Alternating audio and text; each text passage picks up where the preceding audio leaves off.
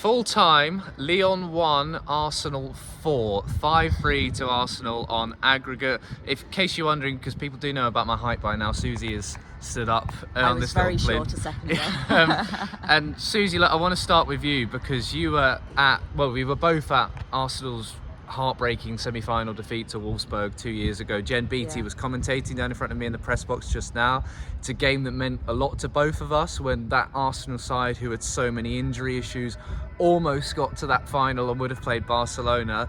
This team have had their own battles this season, and goodness me, what a night in Lyon. How are you feeling? I'm absolutely buzzing. Honestly, when I was pitch side and I'm trying to take photos and my hands start shaking after the second goal, it's sort of getting us in the right position. It's just absolutely incredible, and to be able to hear the fans and everything throughout the game too, despite the fact that they were hidden away up in the rafters, it was to win by that much is just absolutely phenomenal.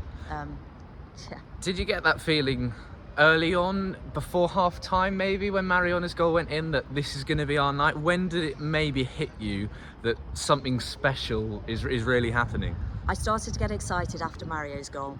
I started to get emotional after the third goal, after Russo's goal. I very much chose the best side. They celebrated all of their goals directly in front of me, which I don't think I've ever chosen so well before.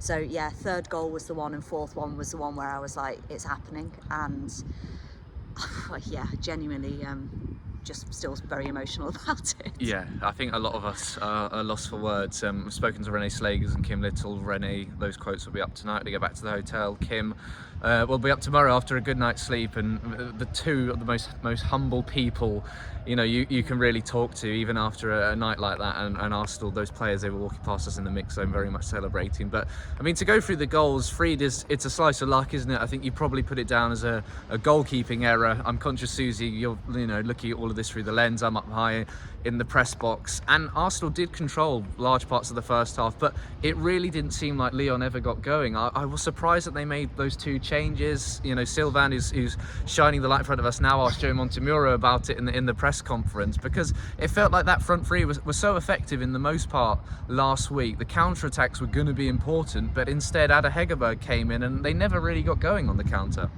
No, not really. It was strange because we just seemed to be a little bit more relaxed with it. It was even after they scored one of their goals back during towards the end as well. It was just we were a lot more relaxed with it too. So I think that we played our game well, and that didn't allow them to play theirs. It's always a lot easier when you come in as the team that's a little bit behind. Not necessarily easier, but it means that you can just play for everything because you've got nothing to save.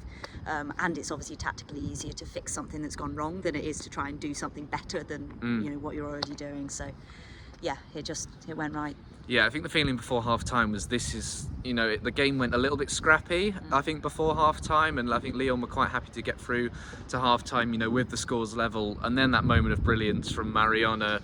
I mean, she has been so crucial for Arsenal this season, but I feel like she goes to another level in the Champions League. It's her 7th Champions League goal in 10 games. I think even back in the qualifiers in September when she was making her debut, you could really feel this is a special player, and it's just a moment of genius, the strike.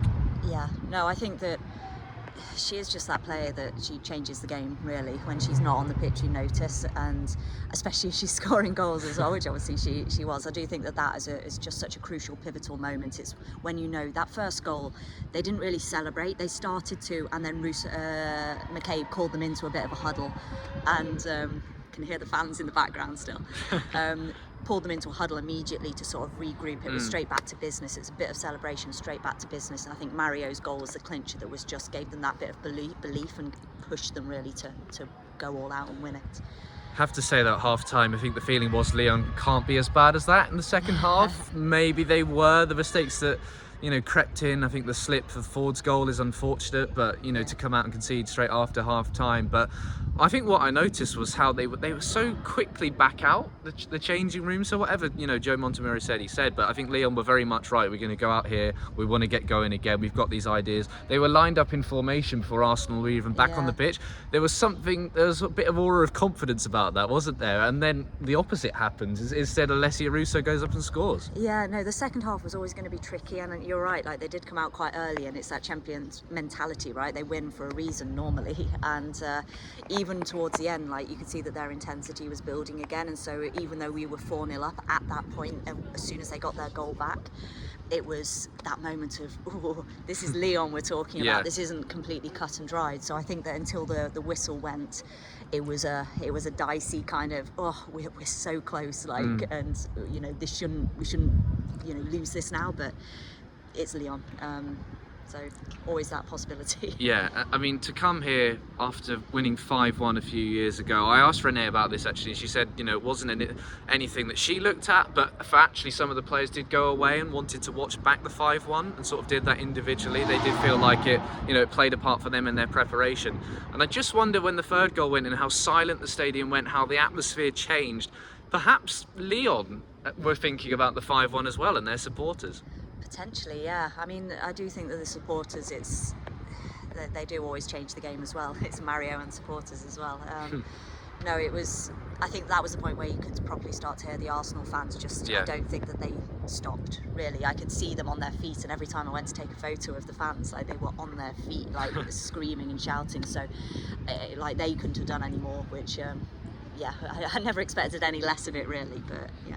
Yeah, Barcelona in the final. That, I think, is a conversation for another day. We'll have our usual podcast on Tuesday, I'm hoping, and then Villa away on Wednesday, which is very much after the Lord Mayor's show, but a game where Arsenal can secure European football again for next season, which sounds a little bad to say for a team now in the Champions League final. But we've got to end on the fans. It's the highest amount of fans who've travelled from the UK for a game, but I've got to give a mention to a couple who've come all the way from Italy, Riccardo, and I didn't pick up his friend's name, who I met in Biella when we played Juventus out there. You came out for that as well. And they got up at the crack of dawn. They've driven here from Turin. They were praying to me that it wasn't going to be extra time and penalties because they've got to go to work at 8 in the morning tomorrow. I mean, the dedication is just unrivaled, I think, at the moment. And it was so good to see them rewarded tonight. No, 100%. I mean, it is always amazing how many people do travel in the country as well, obviously, because it gives them the opportunity to see them closer to home. But the people that travel over from England, it is always such a loud, dedicated fan base, as you said. And I mean, we are the best in the league, best in the Champions League, so on all counts. Yeah, a remarkable night. It was the sort of night where you had the feeling something was happening. You had the feeling maybe in the second half you have to start pinching yourself, and it's going to take a while to set in. Those Arsenal fans, and I think you're going to be joining them. I've been up since about 5 a.m, so certainly a rewarding European trip. We've had a bit of a mix in that regard this season, but it's one of the greatest nights in the club's history. Without doubt, Renee Slagers becomes the second Arsenal manager to lead the women's side into the Champions League final. She's been here since January. I think that's absolutely remarkable, to be honest. It's some achievement from her and the squad to turn things around from where they were. So yeah, a remarkable night, plenty of celebrations. If you're out here in Lyon, enjoy yourselves, be safe, and that includes you, Suzy. I think you're going to be out of the town. Yeah, sounds like it. I'm going to go and find people, and I think that we all deserve a bit of a drink. Yeah, absolutely. Well, thank you all for watching, for following along with the coverage, and go and check out Suzy's photos. There's plenty more to come over the next couple of days as well, and see you at Villa Park on Wednesday.